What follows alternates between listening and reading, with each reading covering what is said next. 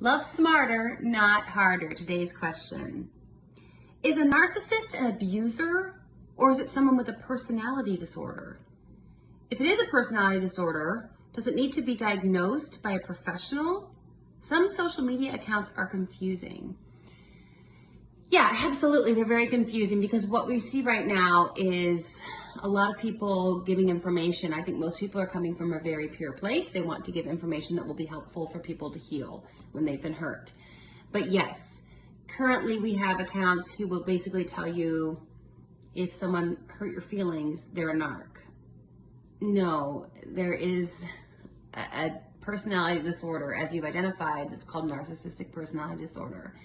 And it's in the DSM, which that also doesn't even say that much because the DSM is out of control right now. And for any of you who want to understand where I've come to that conclusion, it's because I've read some really excellent works by people like Dr. Alan Francis, who appeared on my podcast in episode 22. And I called that episode, Is Anybody Normal Anymore?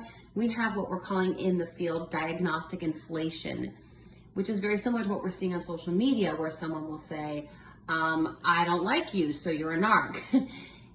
Just because you don't like someone, just because someone was cruel to you and unkind, doesn't mean that they're have a personality disorder. Doesn't mean that they're a narcissist.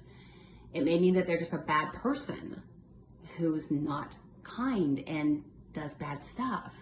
So we have to be really careful, I believe. Another episode that will help you understand my frustration with the DSM is episode 122 with Dr. Stephen C. Hayes, who's the creator of ACT, Acceptance and Commitment Therapy. There's a lot of reasons that go well beyond. If you're interested, please listen to both of those episodes. You'll understand where I'm coming from. And like I said, it goes beyond the scope of a Love Smarter, Not Harder IGTV. But yeah, I would say to your question, be very careful in your consumption of social media. And there are accounts that blow up because they say everyone's a narc. And you know, if they're providing information that's useful for someone in healing, that's great. But I also think we need to be very careful with our words and our terminology.